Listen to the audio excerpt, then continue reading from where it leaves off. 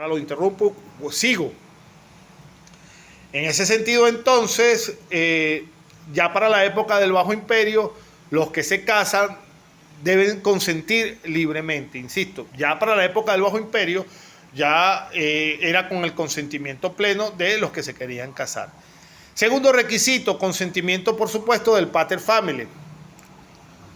Las personas alieni juris, por el hecho de estar sometidas a la patria potestad del pater familias, necesitaban, por supuesto, el consentimiento del mismo, lo estamos diciendo, cualquiera que fuera su edad. En el caso del nieto, además del consentimiento del pater, se iba a requerir el del padre también, ya que los posibles hijos de ese matrimonio se iban a encontrar bajo la potestad del padre del hijo. Repito para no enredar. En el segundo requisito, por supuesto, se necesitaba el consentimiento del pater familias. Pero en caso de los nietos, también iban a necesitar la aprobación o el consentimiento del padre, aunque tuvieran pater familias. ¿Por qué? Porque se presumía que los nietos que iban a tener esa unión iban a quedar de todas, bajo la responsabilidad del padre, una vez que el pater familias, por orden natural, perdiera la vida. Entonces se requería que el padre consintiera a este nuevo matrimonio, a esta nueva unión de matrimonio.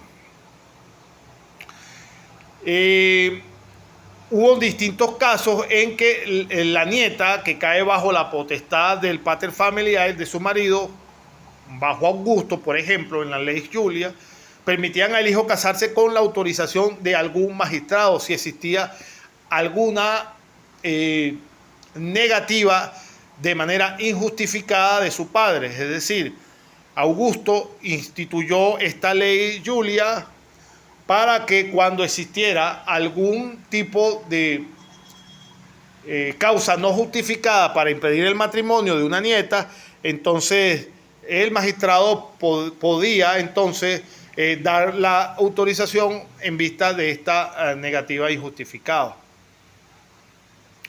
La mujer sui juris, por supuesto, iba a requerir el consentimiento de su tutor. Tercer requisito para contraer nupcias en la época romana: edad de pubertad. Habíamos hablado en clases anteriores lo que pensaba la escuela proculiana y la escuela sabiniana. A lo mejor no lo recuerdan, o a lo mejor sí lo recuerdan. Bajo Augusto se determinó en 12 años. ¿Para quién? Para la mujer. Y en 14 para los hombres. Y el examen físico respectivamente.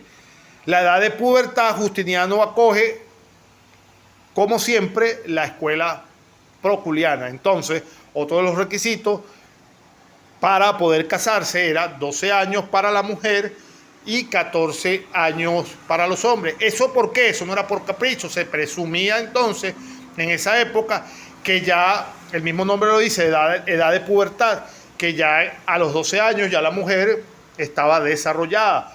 Y el hombre también, por consiguiente, si la unión era para procrear, necesitaba casarse, no podían casarse niños.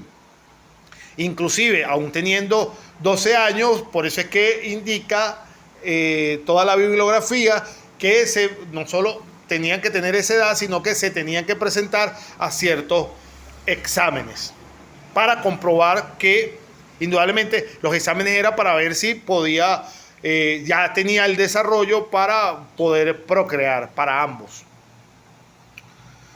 El cuarto requisito lo representaba el connubium. ¿Y qué es el connubium? Va a ser esa actitud legal para contraer matrimonio. ¿Y cuál va a ser esa actitud legal? La capacidad o actitud la deducimos por contrario efecto. Por la incapacidad a este respecto, vamos a tener dos clases de incapacidades. A saber, la primera, incapacidad absoluta. En la incapacidad absoluta, por supuesto, es aquella que constituye un obstáculo al matrimonio de una persona. No importa con cuál otra persona se quiera casar. Ejemplo de ello son los esclavos, los peregrinos, los latinos junianos, etc. Y vamos a tener también entonces la incapacidad relativa. La incapacidad relativa es la que se va a constituir un obstáculo al matrimonio entre personas determinadas por motivos que les son propios. Ejemplo, por parentesco. Un vínculo cognaticio. Prohibición absoluta entre paréntesis. ¿En qué? En línea recta. Sin limitaciones de grado, por supuesto. Insisto, dentro de la incapacidad absoluta vamos a encontrar que va a ser aquella que va a constituir un obstáculo al matrimonio de una persona, no importa con cuál otra persona se quiera casar. Ejemplo, los esclavos no se podían casar, los peregrinos, los latinos, tenían una incapacidad absoluta. Ahora, una incapacidad relativa la va a constituir, o sea, va a constituir un obstáculo al matrimonio entre personas específicas. Es decir, por motivos propios de esas personas, no por su condición, como la incapacidad absoluta. Aquí tenemos dentro de una de esas incapacidades el vínculo de cognatio, de cognaticio.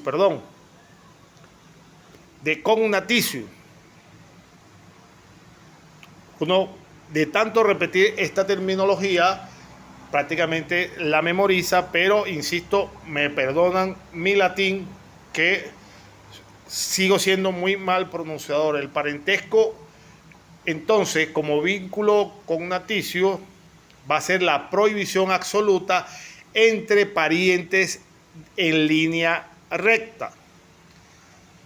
No es necesario que tengan ningún grado, sin limitación de grado. Los parientes en línea recta tenían una incapacidad para contraer matrimonio. En línea colateral hasta el tercer grado, es decir, entre tíos y sobrinos. La afinidad es un obstáculo absoluto en línea recta. En línea colateral, entre cuñados, se prohibió a partir de entonces del emperador Constantino. Entonces tenemos una incapacidad relativa por parentesco, ¿de acuerdo a quién? De acuerdo a las personas determinadas por motivos propios. Y vamos a tener dentro de esta otra incapacidad relativa una política, que iba a ser o se iba a denominar esta incapacidad relativa política entre patricios y plebeyos hasta la ley Canuelia, entre ingenuos y libertos hasta la ley de Papia Popea, entre un gobernador de provincia y una mujer de su provincia era prohibido casarse. Entre personas de rango senatorial y libertos o con personas de profesión proclive a la infamia. Pero fíjense inclusive este detalle de los romanos, que prohibían o tenían una incapacidad para casarse entre un gobernador de una provincia y una mujer de su provincia. Esa fue una de las razones que adujo, ya hablándoles un poquito de historia romana, esa fue una de las razones. Historia, por supuesto, les menciono una anécdota, ahora que estamos viendo las incapacidades relativas para adquirir matrimonio en cuanto a la parte política, cuando mencionan que un gobernador de provincia no podía casarse o tenía una incapacidad para casarse con una mujer de su propia provincia, porque esa fue una de las razones que adujo Augusto Yo les mencioné quién era Augusto. Para los que de repente no lo conocen, Augusto fue el que estuvo en la frontera entre el fin de la República y el inicio de lo que se conoció como el Imperio Romano. Es decir, Augusto era Octavio. ¿Y quién era Octavio? Era el sobrino de Julio César. Al morir Julio César, al morir asesinado en el Senado, deja como en su testamento a Octavio, lo adopta como hijo suyo. Octavio era sobrino de Julio César. Julio César no dejó hijos naturales. Por consiguiente, Octavio pasa a ser Augusto César cuando asume a su padre por testamento, su padre Julio César, y hereda, por supuesto, todo el poder, la influencia política, los bienes, y se hace un personaje memorable. Pero el cuento corto es que Augusto ya, como parte del triunvirato que establecieron Marco Antonio, Lépido y su persona, una vez que fueron derrotados los enemigos de César, entonces quedaron ellos tres como triunvirato para gobernar todo el imperio. Augusto se enemista con Marco Antonio, y una de las razones que lleva ante el Senado para hacerle la guerra a Marco Antonio era que Marco Antonio se había casado estando como gobernador de la provincia de Egipto, se había casado nada más y nada menos con la famosa Cleopatra. Entonces, basándonos en esto, les traigo esta historia. Insisto, a lo mejor muchos de ustedes la conocen, pero les menciono esto porque fíjense ustedes, esta fue una de las razones que adujo, o uno de los argumentos que expuso ante el Senado Augusto para hacerle la guerra a Marco Antonio, que ya era su enemigo. Por supuesto, esa no era la razón, pero para argumentar el inicio de la conflagración contra Marco Antonio, una de las razones que arguyó fue que este señor había traicionado los principios romanos habiéndose casado y habiendo tenido hijos con una persona extranjera, independientemente que Cleopatra para la época era la reina de Egipto. Era reina de Egipto, o sea, se casó con una reina, pero Marco Antonio, al llevar este acto y hacerlo público, se hizo acreedor de una sanción porque estaba violando las leyes estipuladas por Roma. Haciendo esta disgregación histórica, seguimos entonces con esta incapacidad política que entonces decíamos que entre patricios y plebeyos, entre un gobernador de provincia y una mujer de provincia, entre personas de rango senatorial y libertos, o con personas de profesión proclive a la infamia. También había una incapacidad entre un tutor y un pupilo, y entre un curador y el que estaba sometido a la tutela. Ahora bien, ausencia del matrimonio no disuelto. Entre los romanos era una regla de absoluta observación la monogamia. Y esto pareciera un contrasentido, porque es bien sabido las famosas orgías que organizaban en Roma y todo eso. Pero ante la sociedad siempre se mantenía el estricto cumplimiento de las normas. Es de ahí el refrán que hasta hoy en día siempre lo utilizan, que la mujer de César no solo tiene que ser honesta, sino parecerlo. Entonces, la ausencia del matrimonio no disuelto entre los romanos decía que existía una regla absoluta de la observación de la monogamia. Entonces, los futuros esposos deben estar libres del lazo matrimonial anterior. La viuda debía permanecer como regla general en viudez por lo menos 10 meses. So pena, por supuesto, si incumplía eso, de caer en algo que ya vimos cuál consecuencia traía el hecho de caer en infamia. Y no solo caía en infamia ella si no obedecía esta norma de permanecer en viudez durante 10 meses, sino caía en infamia también su familia. De manera tal de que esas estipulaciones las tenía la norma romana. Ahora bien, hablemos de los efectos del matrimonio. Permiso para tomar un poquito de agua.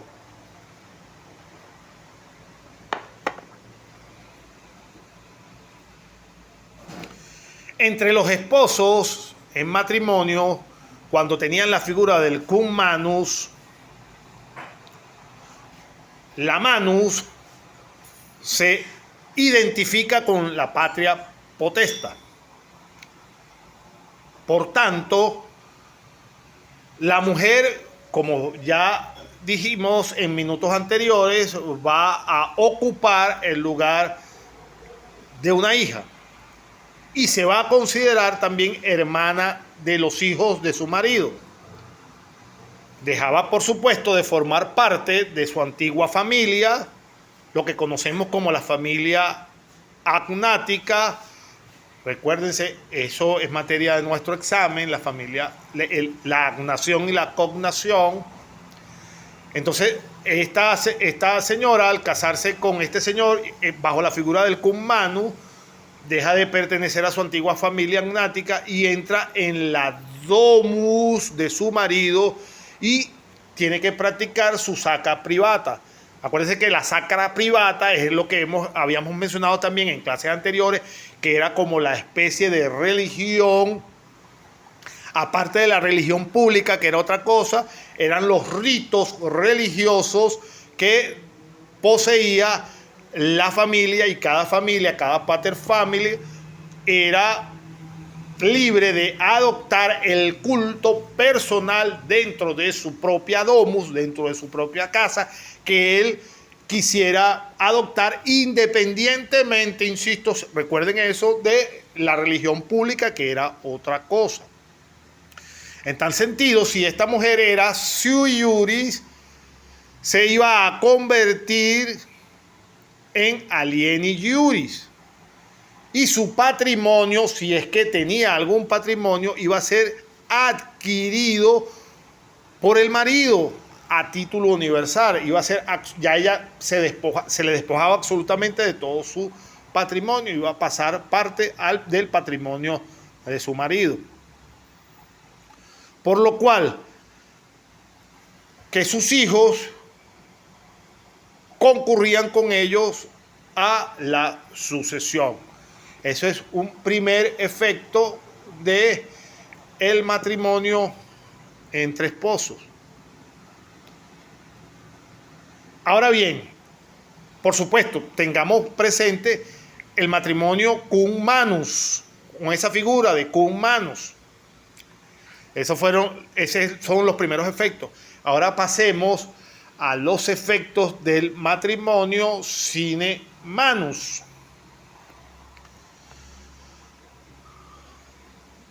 Donde no existía, por supuesto, la manus mariti. Recuérdense que ya habíamos dicho en minutos anteriores que en esta figura la mujer no iba a entrar en la domus del marido. No iba a caer bajo su potestad, ni iba a entrar en su sacra privata. Ella va a permanecer bajo la potestad de su antiguo pater family. O sea, ella nunca va a dejar, bajo esta figura del sine manus, la mujer nunca va a dejar de pertenecer a su familia original. Y si, por ejemplo, era sui iuris, continuaba en esta condición y su marido no podía obligarla a permanecer con él ni tampoco podría obligarla a volver con él en caso de que ella decidiera separarse. Ahora, hablamos de los efectos entre los esposos en matrimonio cum manus y entre los esposos en matrimonio sine manus. Ahora hablemos entre madre e hijos, los efectos entre madre e hijos. Ya establecimos, por supuesto, el matrimonio cum manus, los efectos que tienen los hijos. Al ser la mujer parte o ser una hija más del marido, es también como una hermana de sus propios hijos. En el matrimonio sine manus no existe ningún lazo cognático entre la madre y sus hijos, pues la madre forma parte de otra familia y en el derecho antiguo no existen derechos de sucesión entre ellos. Hasta, por supuesto, las modificaciones de los senados consultos de Tertuliano y de Orteliano. Efectos entre padre e hijos. Cualquiera sea el tipo de matrimonio, cualquiera que sea, ya sea cum manus o sine manus, entre padre e hijos, el resultado va a ser siempre el mismo. Los hijos siempre están bajo la patria potestad del pater. Y como último efecto,